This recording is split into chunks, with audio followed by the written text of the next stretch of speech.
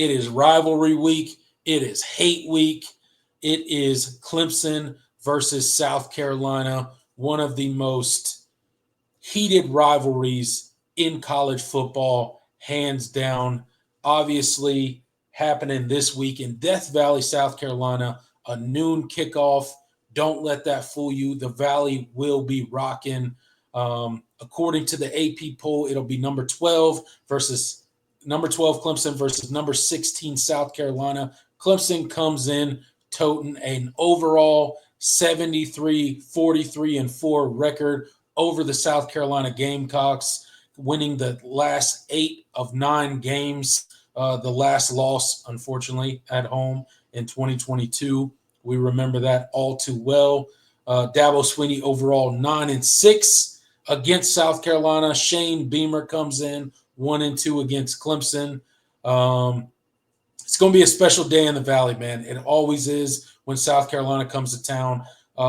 Just give your maybe some overall thoughts on the rivalry, what it means to you, and some of your greatest memories when it comes to the Clemson-South Carolina rivalry game. Yeah, man.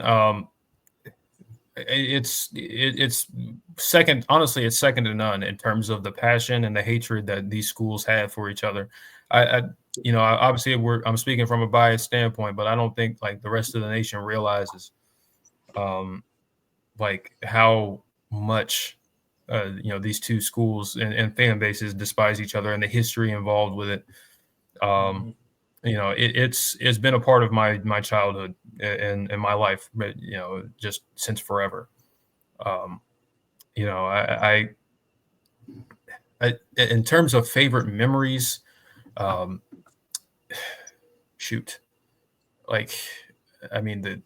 catch, I don't remember that, or the push off, as South Carolina fans like to call it. Yeah, they remember it wrong. It was the catch by one Rod Gardner. It's not a push off. I don't care. I had to call it. I had to give it the other name because we are broadcasting to the. That's true. That's true. The South Carolina, but it is what Welcome it is. in all South Carolina fans that are tuning into this show. They probably already clicked off by now. Let's be honest. Yeah, absolutely. Especially in retrospect, Dabo's first win as an interim in 2008, that was a very, very special game. Obviously, you didn't have much success after, immediately after that. Right. That'll always stick in my memory. Let's not talk about that. Yeah. Deshaun Watson breaking the streak. I don't remember. I don't remember the brawl either. Unfortunately, that was a crazy game. That was unhinged. Some of those more iconic moments. I do remember the 2006 loss. Now that will forever, like that's one of my earliest memories of being a fan, like a conscious fan, I should say, like where I was like. I wasn't just like watching. It's cool colors, and like I knew some of the players. That one will stay. That's one of my earliest memories. That memory, that game, and then the 2007 loss to Boston College. Like those two games, like young Jordan Bowman. Like those basically ruined my life back in those days. But. Some other memories. Deshaun Watson ending the streak on a torn ACL in 2014 after 5 long years of misery. That was pretty special. Artavis Scott went insane in that football game. Yes. Yep. 56-7. I mean, what is there to say? That was just a ass whooping. 63-17. I don't remember that one either because I'm too young to remember that one. It was a great one, man. 63-17 was a great one. My first Clemson football game was the A&M opener in 2005. That was right after that. That was right after, a couple of years after 63-17. But Charlie was still the quarterback. But that was that will 56-7 will forever remember. I'll remember 2017 Hunter Renfrow that play where he broke like 1 million tackles on the way to the end zone.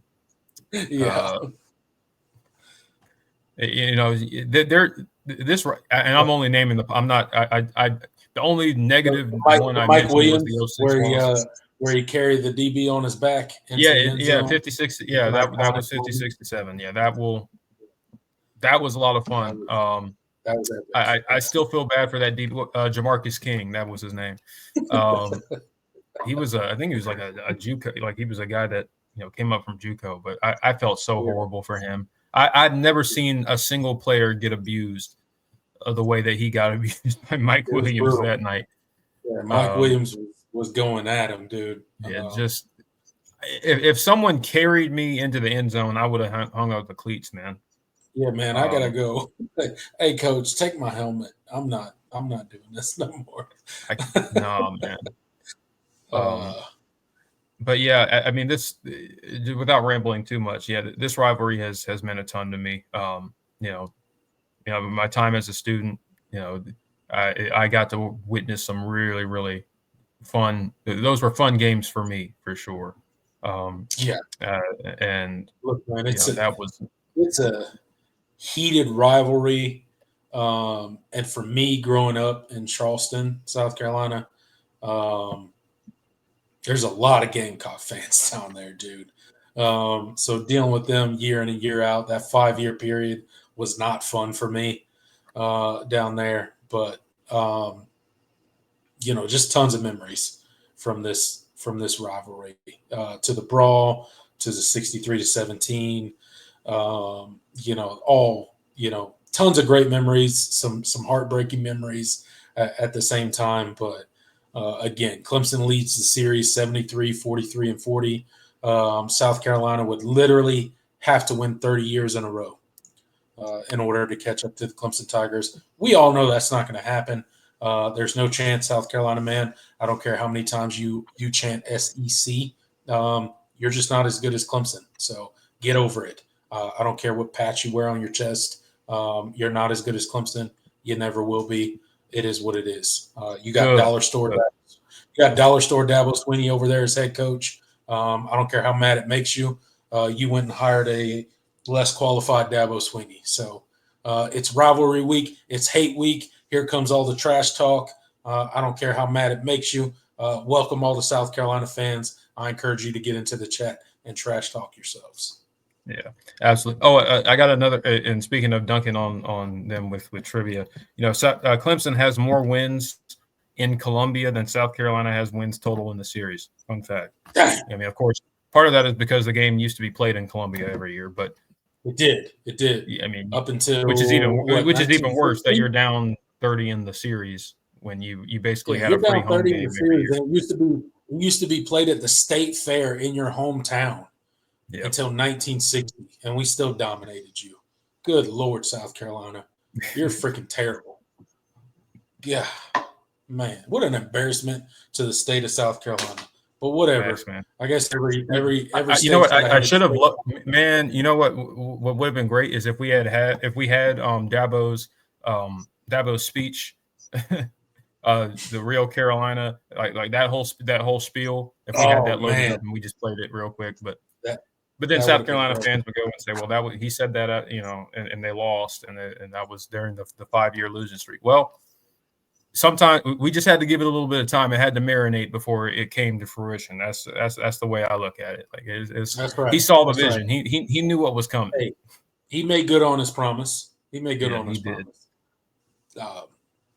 He's won 2 national titles since, and you haven't done anything since. Par for the course for being a South Carolina fan. All right, Jordan, all the trash talk out of the way. Let's get into the game. Let's talk a little bit about this South Carolina offense coming into Death Valley this Saturday, obviously led by none other than Lenore Sellers. 17 total touchdowns on the season, 6 interceptions, 2,100 yards. Rocket Sanders is the leading rusher for the Gamecocks, coming in 821 yards, 11 touchdowns, 5-yard average per carry. His biggest games obviously went over 100 yards in the LSU game, in the Texas A&M game, and the Vandy game. And then the leading receiver is none other than tight end Joshua Simmons, 31 receptions for 453 yards and 6 touchdowns. They are the 50th total ranked offense with 407 yards per game, 5.9 yards per play. What are your thoughts on this South Carolina offense? Obviously, the QB run is going to be in play. They are going to try to establish the run against this Clemson defense. We all know that this Clemson defense has struggled against the run. This team has 489 yards rushing.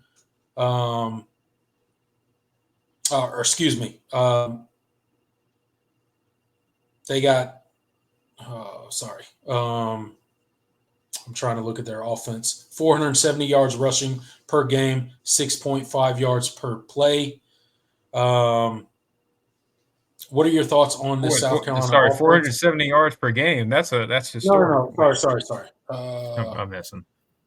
I'm trying to look at my stats here. Go ahead. What's your thoughts on this South Carolina offense? Obviously, Rocket Sanders, they're going to try to establish him as RB1 against Clemson. They're going to try to run the ball down Clemson's throat. He's got 821 yards on the season, 11 touchdowns. Lenore Sellers is obviously second in rushing with 489 yards. So how do you see this South Carolina offense challenging this Clemson defense, who ranks 55th in rushing defense, giving up 140 yards per game and 4.36 yards per rush? Yeah. I mean, when you look at the South Carolina offense, I think it starts, like you mentioned, with their run game. They have two really physical running threats in Rocket Sanders and, of course, Lenore Sellers. Rocket he was a former 1,000-yard back at Arkansas a couple seasons ago. Had some injury concerns and issues last season. Transfers into South Carolina and has kind of had a revitalization. And he's been a big back for them.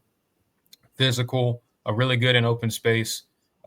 Just a tough football player to bring down. And then Lenore Sellers.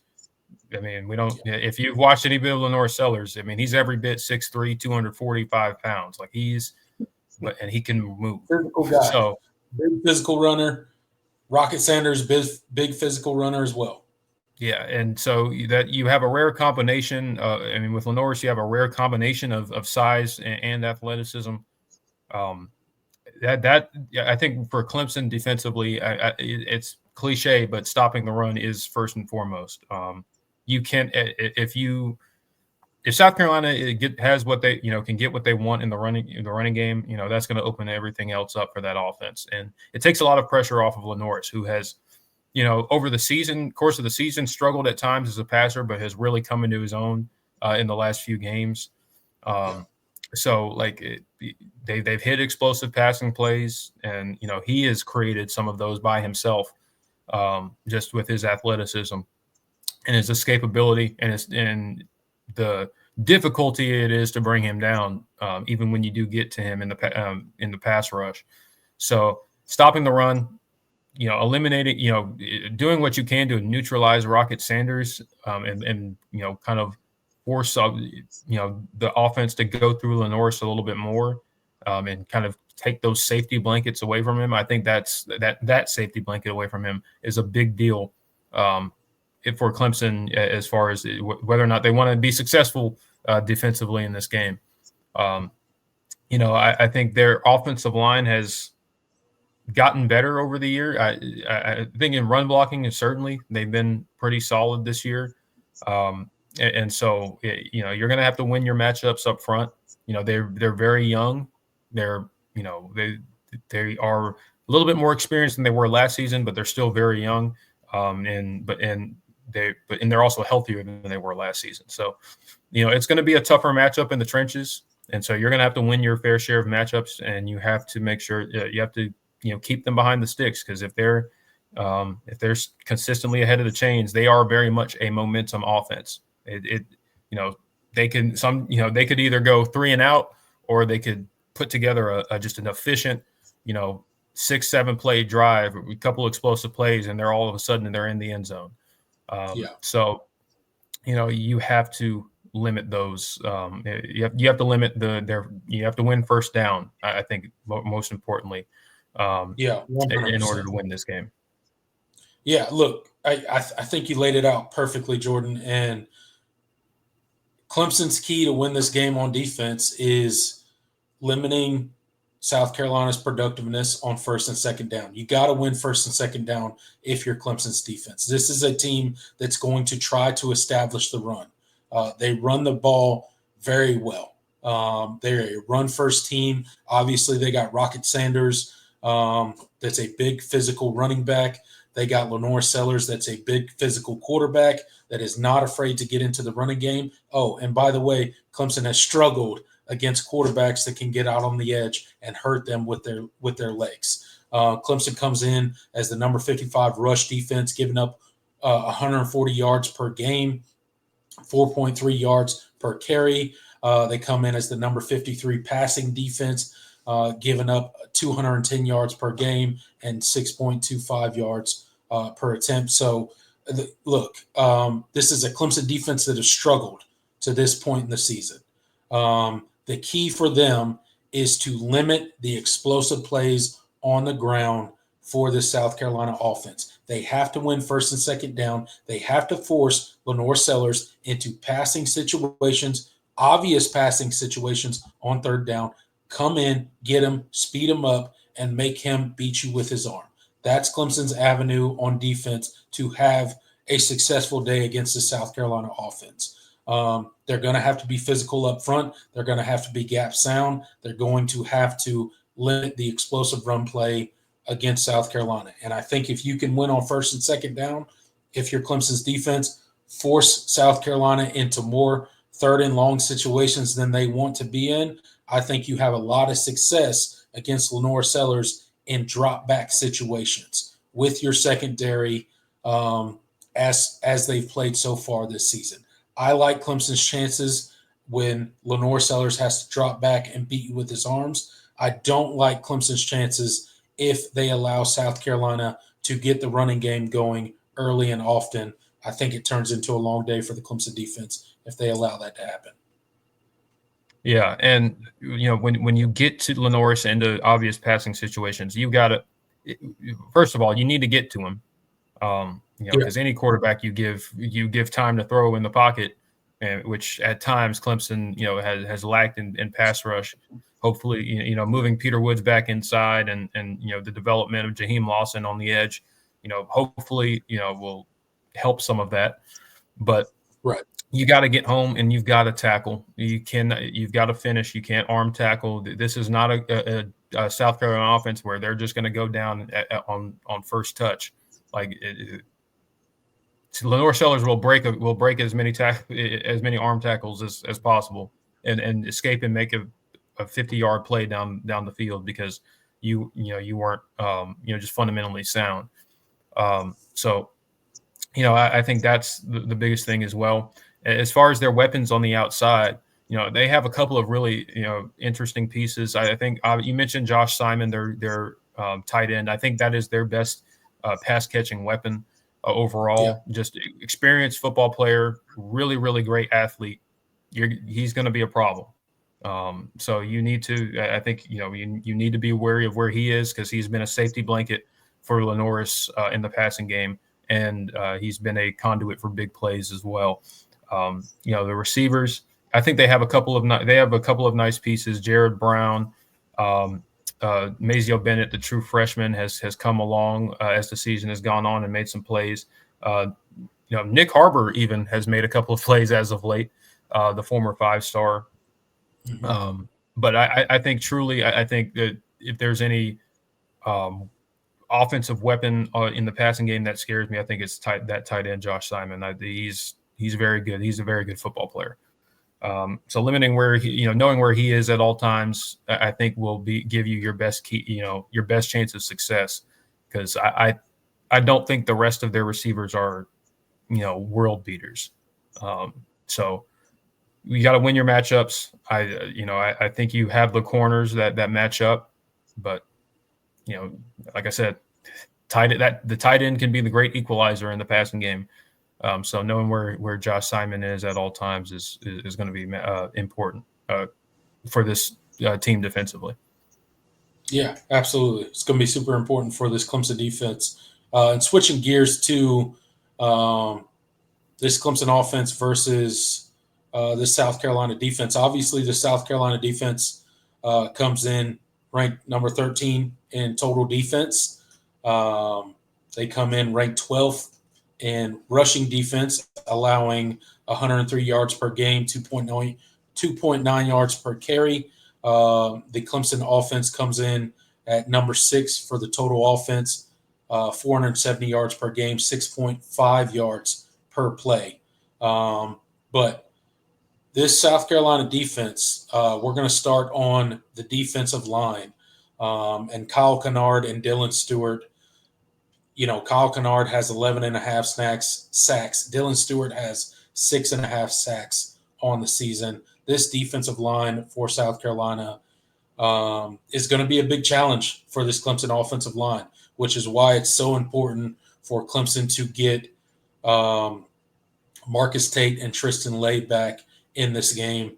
They got a ton of guys on defense that are playmakers. They got guys that are difference makers. They have been a really good defense so far this season, obviously coming in at number 13 for total defense. What's your thoughts on this South Carolina defense and some of the challenges that they're going to bring to this Clemson offense? This is a defense that's going to pressure Cade. Obviously, I mentioned the sack totals of both of their defensive ends. They're going to try to stop the run. They're going to challenge Cade and mix up some of the looks that he's given. They're going to try to confuse him. So what's your thoughts on how they match up? And will Clemson's offense be able to get enough done in this game and score enough points in order to get it done against the South Carolina defense? Yeah, that is the question. I think ultimately that's where the game is won. I think for Clemson offensively is how well do you protect Cade? How healthy is your offensive line? Because not like I said, this South Carolina defensive line is the best you will have faced this year. Not just the two edge rushers either. They are very good on the interior. Alex Huntley, Tonka Hemingway, TJ Sanders, like that. That is a very good group of defensive tackles. They're very good pass rushers, not just run stuffers. Like they move really well. So this is a very complete, South Carolina defensive line. So you're going to have to be able to win your matchups or at least stalemate your matchups up front. And I think that's where that's where you have to win, because I think if you do that, if you protect Cade, I think there can be plays to be had on South Carolina's back end. They've given up some plays, this year. They've been a stout defense overall, but if there's any weakness, it's definitely been in the secondary. They have guys that have given up some big plays, but they're very good. And they're also really athletic up front at linebacker, so that's something to be wary of as well. Demetrius Knight, Dabo Williams, two really, really talented linebackers. So you're going to need to. It's a very, very it's a very experienced South Carolina defense overall that doesn't make a lot of mistakes, and they're not going to beat themselves. And so you're going to have to earn your yards in this game, and you hope that you can create some coverage busts at times. It starts with being able to establish a little bit of the run game. You saw Missouri last weekend. You have some success running the football, and they very easily could have won that game. So I think if that's Clemson should take a little bit from that game plan for sure. Give South Carolina some different looks running the football and kind of loosen it up.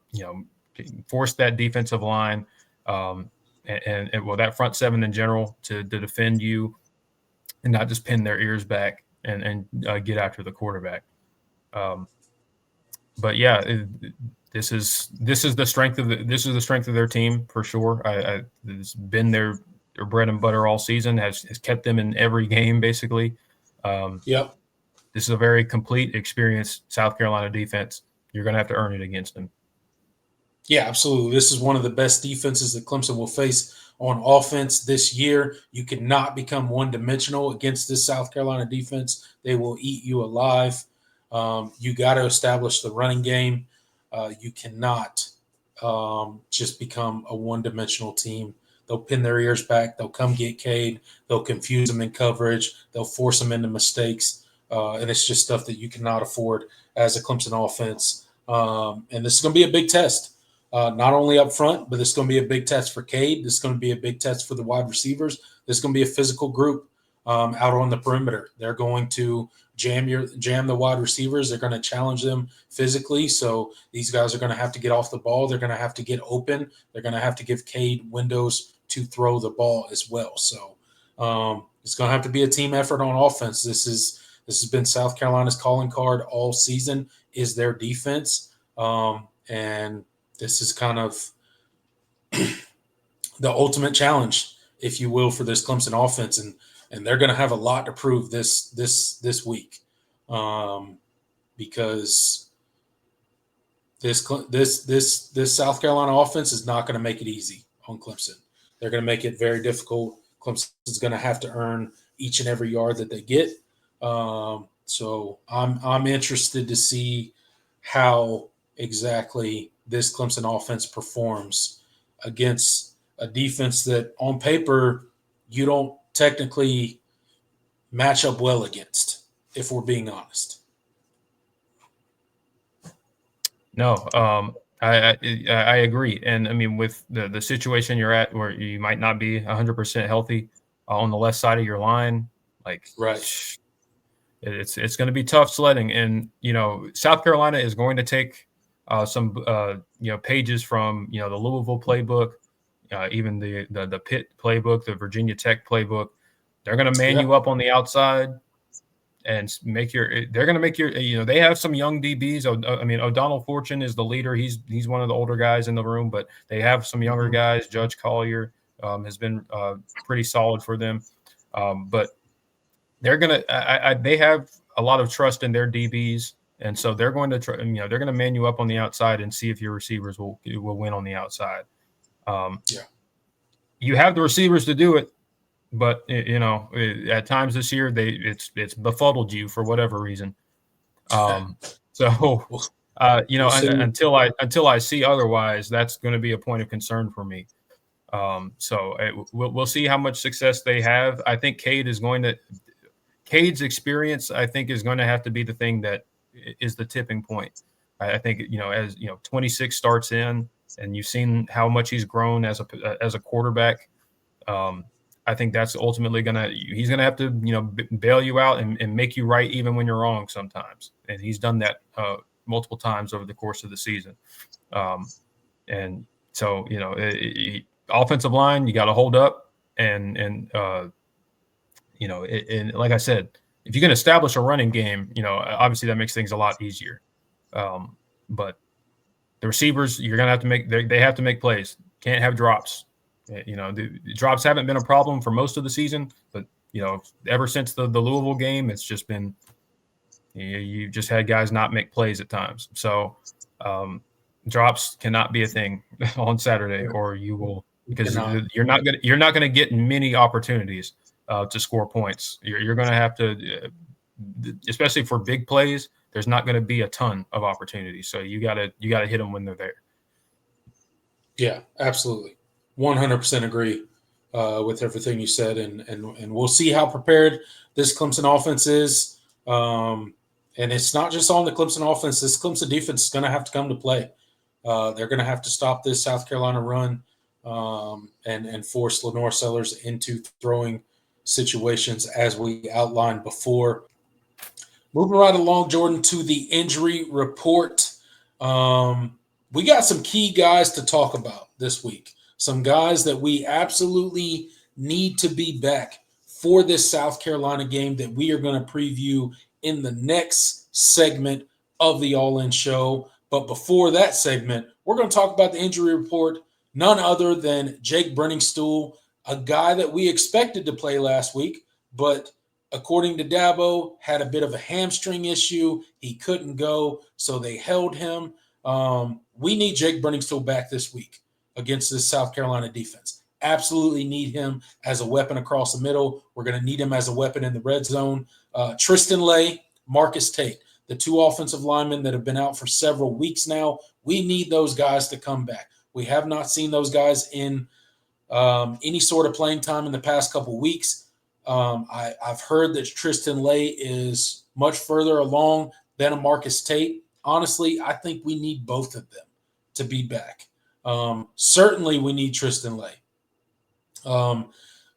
Would love to get Marcus Tate back as well and have our full slate of offensive line. Would love to see all of our guys to go back to their primary positions and not have to be moved every which way, specifically against the South Carolina defense that we're going to face this week that is super aggressive, that has a pretty elite defensive line.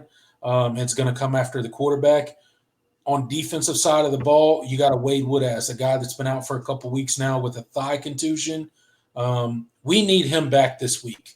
This is a team that's going to try to establish the running game.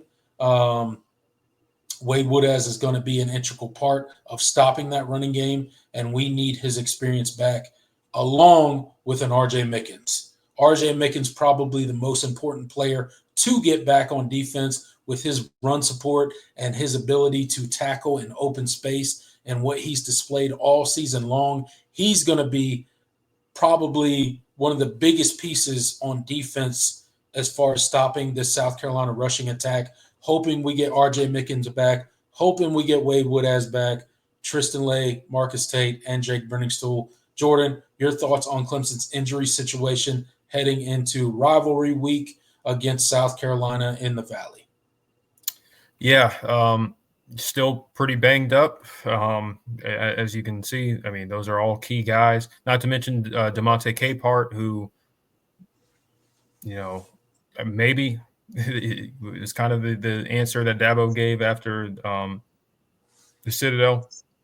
We'll see. He's kind of day to day. So like it's you're in a situation where you definitely need those guys back. I think most importantly, offensively, is having Tristan Lay and Marcus Tate back healthy if you can. As you mentioned, this is the bet. I said this. I honestly, I've been saying this for a while. South Carolina will be the best defensive line you've played this year. Better than Georgia's, better than Virginia Tech's, better than Pitt's. This is the best defensive line you faced in terms of quality across the board and depth. So I think having those guys back is massive because they are that left side of the line. You're going to be in. You might be in for a long day if you're not protecting Cade's blind spot. That's for sure. So getting those guys back is a big deal. Jake Brenningstool, you need him back. I think he has, when he has played, he, as of late, been pretty underwhelming. He needs to shake back and get some of his mojo back and play a little bit better like he was earlier in the year. R.J. Mickens, like you mentioned, getting him back would be massive as well for the defense. But yeah, the injury is where it is. Whoever plays is whoever plays, and you got to have a next man up mentality because you're not the only team that's dealt with injuries this year, and that's you're gonna add, some guys are gonna have to step up in some big ways because there's no chance you're gonna get all of those guys back playing 100%. That's just not gonna happen. So you're gonna need some guys to come in and play. Look, it's week 14 of the college football season. There's not a single college football team out there that is fully healthy, including our Clemson Tigers. We're a little banged up. The one point that worries me is that offensive line, because it is your entire left side of the offensive line. And we'll get into some of these pass rushers and some of these defensive linemen that the South Carolina Gamecocks have here in the next episode, or the next segment. But certainly going to be a point of emphasis for the Tigers to get some of these key guys back, at least healthy enough to contribute in the South Carolina game. It's going to be something to watch as we get later into the week. Obviously, we're doing this show on Monday. We normally do it on Wednesday, so we usually have a much better grasp on what Clemson's injury situation is heading into the game on Saturday. This week, we just don't know.